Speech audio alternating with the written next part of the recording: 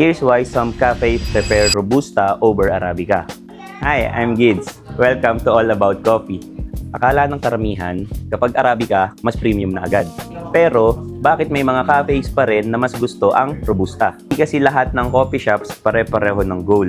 For milk-based drinks, minsan gusto ng cafe owners ang Robusta because of one thing.